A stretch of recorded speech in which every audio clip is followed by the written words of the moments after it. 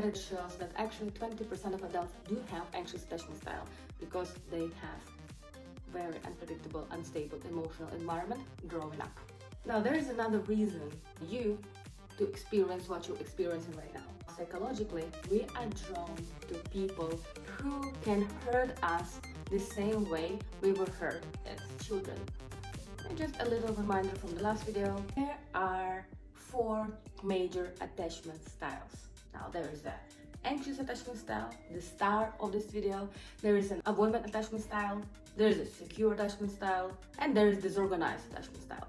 Now, what is attachment style? Attachment style is the way that we understand love and the way we form connections, the way we understand how we are attached to other people and how their behavior influences us. You might have the anxious attachment style.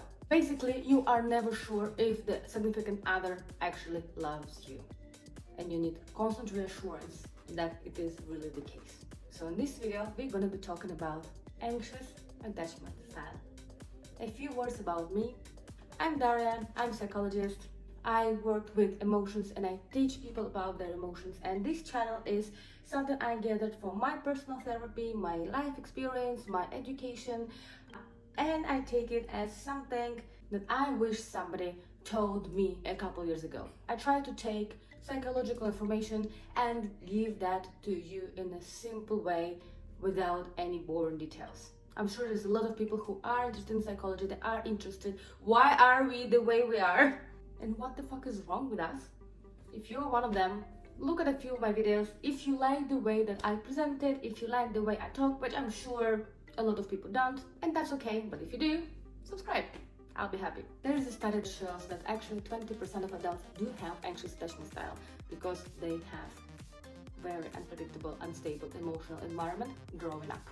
Now, there is another reason you to experience what you're experiencing right now. Psychologically, we are drawn to people who can hurt us the same way we were hurt as children.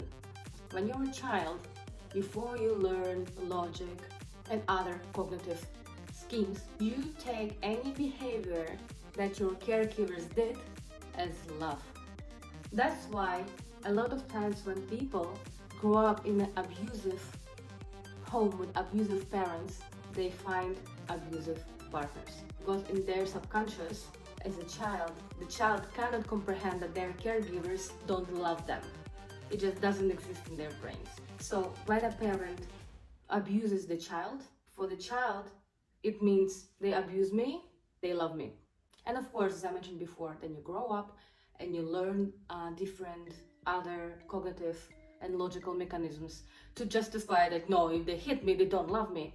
Subconsciously, the moment when you find a person who makes you feel the same things you felt as a child, you are constantly drawn to them. You can't explain it, you know it's bad for you, but just cannot do anything about it unless you realize this particular thing, unless you do therapy, unless you do remember all the things that were done to you as a child. You cannot get out of the cycle. So you keep finding the same partners that cause you the same pain over and over and over again.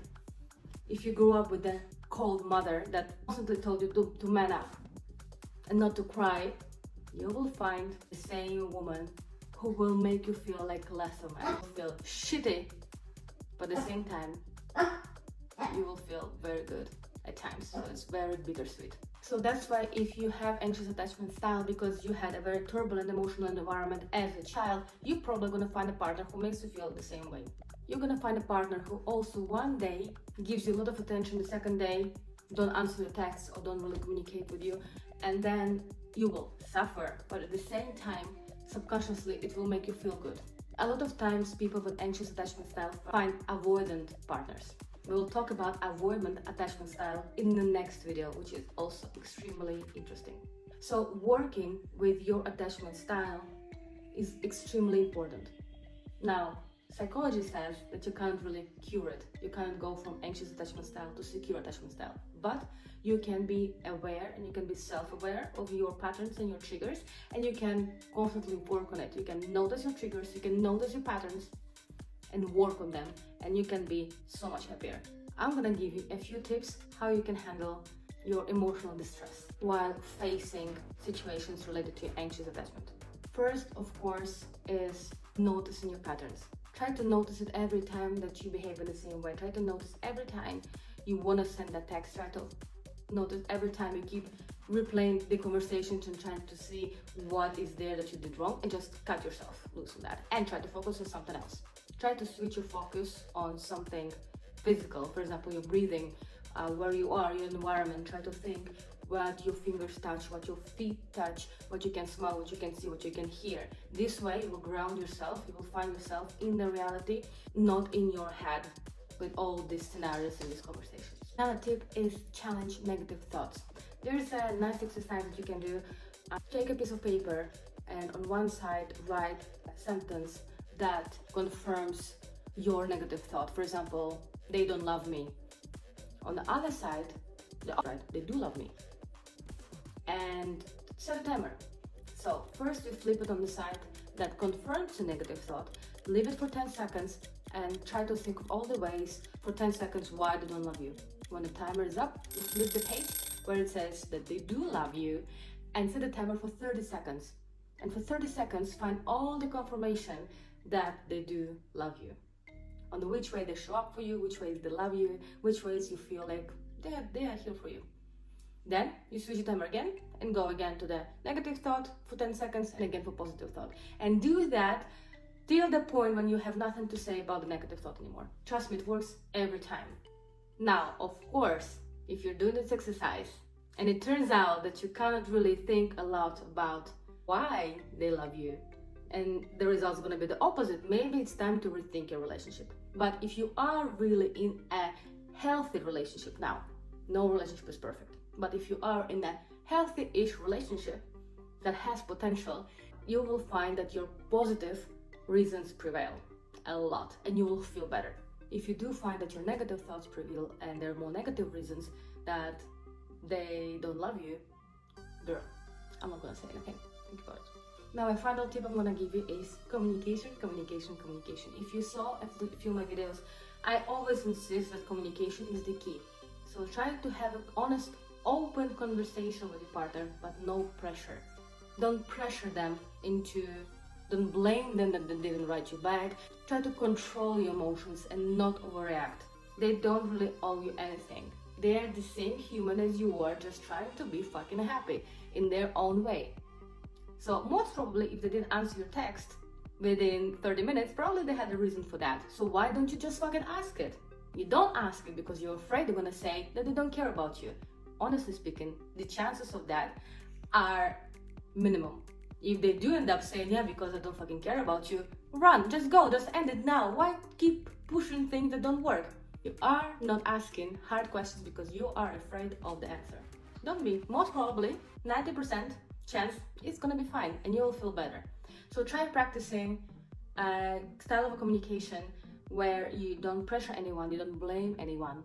You just express how you feel. You can start by the situation that happened, how it made you feel, and asking, was it really like this?